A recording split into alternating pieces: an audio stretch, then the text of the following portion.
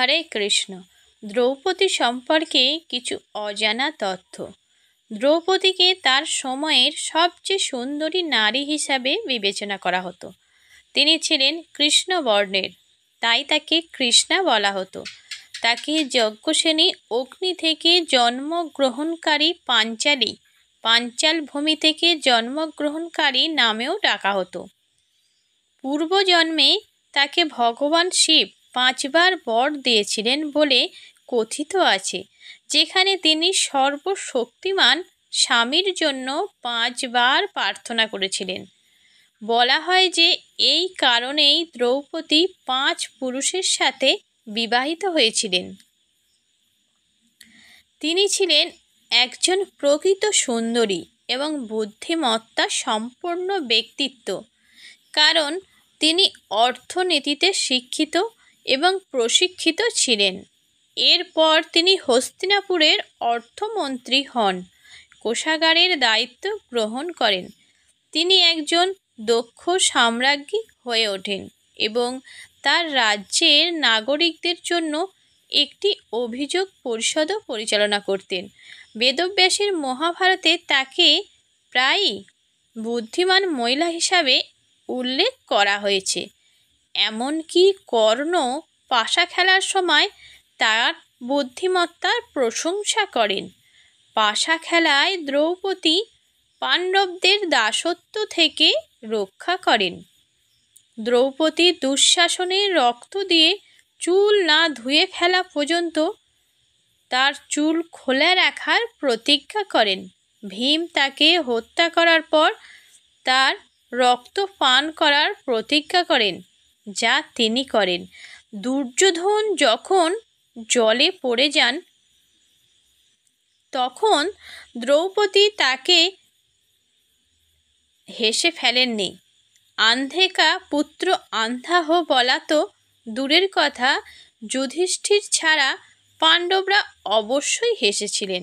যদিও ঘটনাটি ঘটে যাওয়ার সময় ঘটনাস্থলের কাছাকাছি কোথাও ছিলেন না। দুর্যোধন মিথ্যা বলেন সম্ভবত, এবং পরে তার বাবার কাছে তার হাসির কথা উল্লেখ করেন। পাশা খেলার সময় দুর্যোধন তার বিরুদ্ধে এটি ব্যবহার করেন না, তাই এই ঘটনাটি ঘটেনি। কর্ণ তাকে বিয়ে করতে অস্বীকার করার কথা উল্লেখ করেননি। তিনি তাকে বিয়ে করতে অস্বীকার করার বিষয়টিকে অপমান বলে মনে করেননি। জয়দ্রথ অপহরণ করার পর দ্রৌপদী তাকে ক্ষমা করে দেন এবং অশ্বত্থামা তার সন্তান এবং ভাইকে হত্যা করার পর তাকেও ক্ষমা করেন। দ্রৌপদী, অর্জুন এবং কৃষ্ণের মধ্যে একটি অসাধারণ ঘনিষ্ঠ এবং বন্ধুত্ব ছিল। তিনি ছিলেন কৃষ্ণের সখী, বন্ধু। তারা সুভদ্রার সাথে বনভোজন করতে যায়, সেখানে তারা পুরোপুরি আনন্দ উপভোগ করে। তারা সত্যভামা, কৃষ্ণের স্ত্রীর সাথে গল্প গুজব এবং আড্ডা দিত, এমন একটি ঘরে যেখানে অভিমন্যু, নকুল এবং সহদেবের কেউ প্রবেশ করতে দেয়া হতো না। তিনি পাণ্ডবদের অন্যান্য স্ত্রীদের ইন্দ্রপ্রস্থে থাকতে নিষেধ করার কোনো নিয়ম তৈরি করেননি। আসলে তিনি নিজেই উল্লেখ করেছেন যে তিনি পাণ্ডবদের অন্যান্য স্ত্রীদের সেবা করেন এবং অভিমন্যুকে নিজের পুত্রের মতো ভালোবাসেন। দ্রৌপদীকে তারা সারা জীবন অনেক পরীক্ষা ও ক্লেশের মুখোমুখি হতে হয়েছিল, কিন্তু তিনি স্পষ্টতই সকলের প্রিয় ছিলেন। তিনি তার নাগরিকদের কাছে প্রিয় ছিলেন এবং খুব ভালো। কারণ যখন পাশা খেলায় তাকে অপমান করা হয়েছিল, তখন রাজ্যের ব্রাহ্মণরাও তাদের বাড়িতে প্রদীপ জ্বালাতে অস্বীকার জানিয়েছিলেন। দুর্যোধন উল্লেখ করেছিলেন যে তিনি যজ্ঞে সমস্ত শারীরিকভাবে প্রতিবন্ধী ব্যক্তিদের খাবার পরিবেশন করেছিলেন। তিনি তার জনগণের চাহিদা পূরণের জন্য একটি নাগরিক যোগাযোগও পরিচালনা করেছিলেন। তার শাশুড়ি কুন্তী তাকে খুবই ভালোবাসতেন।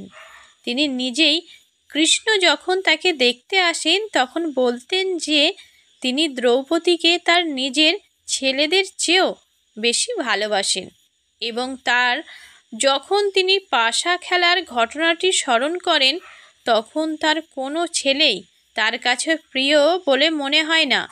দ্রৌপদী তাকে সম্মান করেন। তিনি সকল পাণ্ডবদের প্রিয় ছিলেন।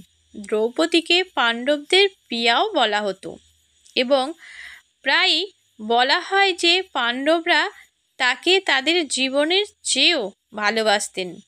যুদ্ধের পর প্রধান রানী হিসাবে তাকে অশ্বমেধ যজ্ঞের ঘোড়ার পাশে বসানো হয়েছিল। এটি একটি বিশাল সম্মান হিসাবে বিবেচিত হতো। অশ্বিনকিনী যেমন উল্লেখ করেছেন, দ্রৌপদীকে দেবী শ্রীর অবতার হিসাবে বিবেচনা করা হতো। যুধিষ্ঠির যখন তাকে স্বর্গে দেখেন তখন ইন্দ্র তাকে এভাবে বর্ণনা করেন, তিনি পাঞ্চালের রাজকন্যাকেও দেখলেন, পদ্মের মালা পরিহিত। স্বর্গে পৌঁছে তিনি সেখানে বসেছিলেন সৌর জ্যোতিষ্ক রূপ ধারণ করে।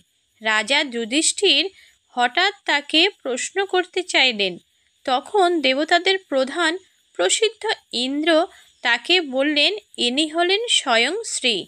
তোমার জন্যই তিনি দ্রুপদের কন্যা হিসাবে মানুষের মধ্যে জন্মগ্রহণ করেছিলেন, কোনো মাতৃগর্ভ থেকে জন্মগ্রহণ করেননি। হরে কৃষ্ণ।